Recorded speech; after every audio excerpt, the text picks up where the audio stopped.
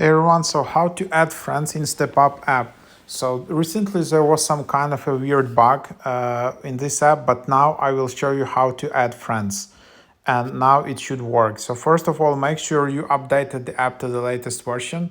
And when you create your account, you just need to do this to invite your friends. Just tap to invite your friends and then send them this invitation where it's important that your friends have this link.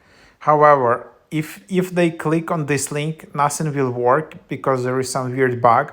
So what your friends need to do, they just need to copy the link and then they open their StepUp app and then in top right there is a plus icon and then here enter link to join group or add friend. So then you can just tap and then invite link and then just tap submit. So that's basically how it works. And then it will work, because if your friends just will click on the link, it will just redirect them to the App Store. At the moment it's not working.